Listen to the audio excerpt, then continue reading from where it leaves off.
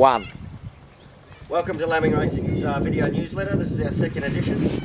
Our first one we had great response, except we had a few complaints that it went for too long. So we're going to try and make this one a little bit quicker. And for you, Billy Milligan, here's my little dance for you. Bill wanted me to trick something up, so we just done a little dance with Billy. Righto, we'll rip into it. We'll go through the last month's runners. We started with Transfixed at Mornington. He started his campaign off in a 1500. It was just a nice fitness run. Then we went to Rose Hill with Abaha. She had 61 with James McDonald on her back. She was a little disappointing, I thought. Got beaten 5 lengths. Then also that day we had G1 Express debut for the stable. Very disappointing in the run. Nothing seemed to go right in Sydney with that horse. He trialled very good before he went, and his performance up there was well below what I saw here. So we brought him back home, and he's since trialled good. We'll speak about him a bit later.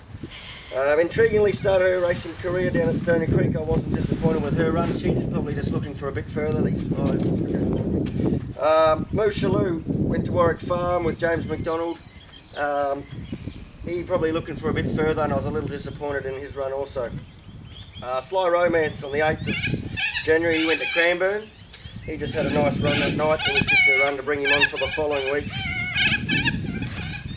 Then we had Wales kick his campaign off this time. He went to Caulfield. I was very happy with his run. He got a long way back in the 1400 metre race.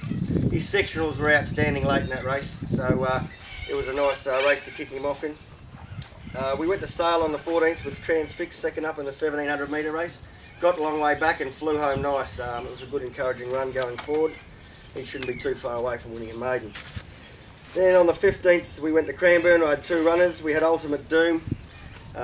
Jackie Berryman didn't listen to instructions, and she got told so afterwards. I was a little disappointed in her ride, but she come and pulled her finger out in the next race and rode a good race on Sly Romance. He was a gallant in defeat running second, and it was a long way back to third, so I was very happy with his performance. The following week we went back to Cranbourne, where we saw Ultimate Doom with the Gauchi, great front running rider, and he showed us what he still got it, so that was a good win for Ultimate Doom, and it was a good win as he's new to the stable also, so I was very happy to salute with him.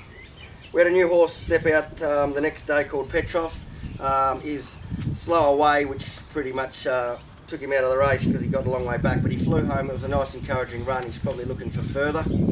And also on the same day we had Wales Salute second up over the 2000 with a big weight. It was a very good win, I thought, carrying that weight, and he was exposed from the half mile.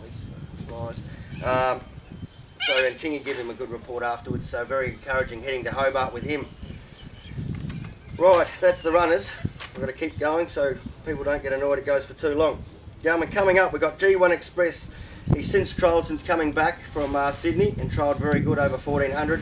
He's heading to Mornington tomorrow, where we've drawn 1. He'll be put on the speed, and I expect him to race well. Next Friday we've got a few runners. We'll have Waving having his first start for the stable, and also a horse called Dugan heading to Mornington. Both nice horses, and also that night we'll have Ultimate Doom going to Moonee Valley in the 2000 metre race, and Sly Romance in the 3000 metre race. Both look nice races for them also. Then on the Monday we're off to Hobart with Wales in the Cup. Exciting to have a horse go down there. It'd be great to come home with it. I'm sure we'll be drinking a lot of beer out of it if we do win. And Payroll, she's trialling next Monday. She's coming up terrific. Nick Hall was down this morning to have a feel of her. He's coming back Monday to ride her on the trial, and she'll step out on the 13th in the Vanity at Caulfield, the Group 3 fillies race over 1200 metres. Sean Wallace, come over here. Richie! Sean, he's still here. He's here from last time.